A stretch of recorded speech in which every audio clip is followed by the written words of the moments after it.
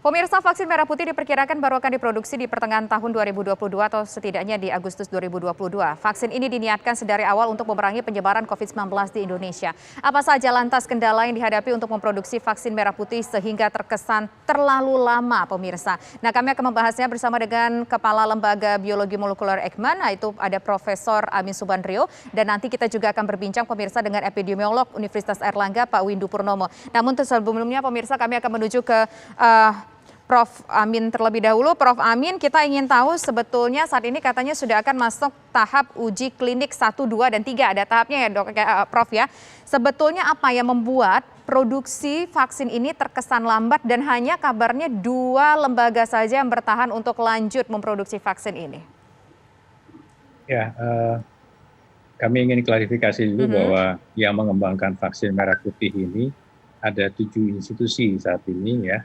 Selain Eijkman ada LIPI, ITB, Unpad, kemudian UGM, UI, dan Airlangga, Universitas Airlangga.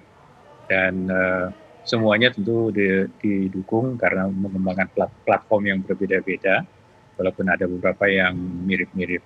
Nah, berdasarkan pertimbangan kesiapan industri yang akan melakukan hilirisasi, saat ini memang baru 2 yang sudah confirm ada industri yang siap melakukan hilirisasi, artinya melanjutkan dengan proses uji klinik dan produksi nantinya. Kedua institusi itu memang adalah lembaga Eijkman dan ITD, UNER ya, Universitas Airlangga. Nah, platform yang dipergunakan memang berbeda, yang di lembaga Eijkman menggunakan platformnya protein rekombinan, sedangkan yang di UNER mengembangkan platformnya adalah dengan menggunakan virus utuh yang dimatikan. Kembali ke pertanyaan kenapa kok lambat?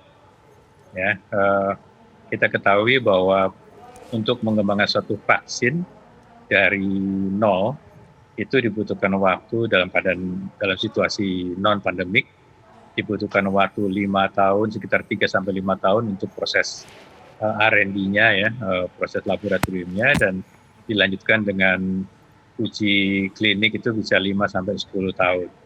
Tetapi untuk situasi pandemi ini kita berupaya untuk mempersingkat, dan sejak awal memang sudah diperkirakan fase laboratorium itu atau R&D-nya dibutuhkan waktu sekitar 12 bulan dan dilanjutkan dengan periode yang kurang lebih sama untuk uji preklinik dan uji kliniknya. Nah, saat ini di lembaga Eijkman kami sudah menyelesaikan yang 12 bulan fase R&D-nya itu yang sebetulnya berlangsung sampai dengan Maret sampai Mei.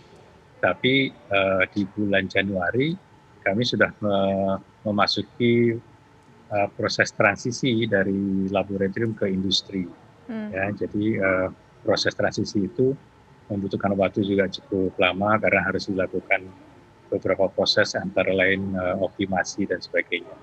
Ya, jadi kalau dibandingkan dengan pengembang vaksin lain di luar negeri, mungkin memang dianggap kita Indonesia agak terlambat karena beberapa perusahaan vaksin besar misalnya sudah menghasilkan vaksinnya di akhir tahun yang lalu ya.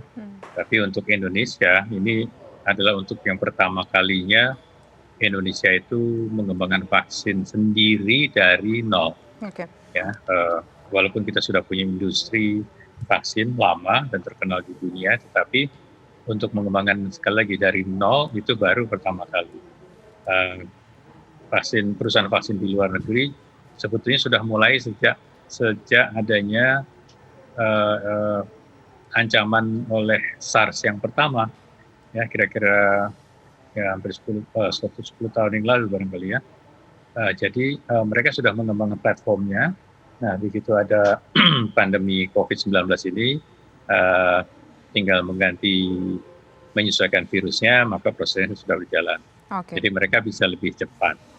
Oke, kita apresiasi ini pertama kalinya Indonesia membuat sebuah katakanlah sebuah vaksin yang baru dengan tenggat waktu yang memang tadi Prof akui bahwa dibandingkan negara-negara lain kita cukup lama, tapi ada beberapa kendala. Kita ingin lebih tahu lagi nih Prof, apa saja sebetulnya kendala-kendala yang dihadapi untuk memproduksi vaksin sampai saat ini sehingga kita harus menunggu sekitar kurang lebih 1 tahun ke depan. Nanti akan dijawab ya Prof ya, usai jeda berikut. Pemirsa, kami kembali sesaat lagi.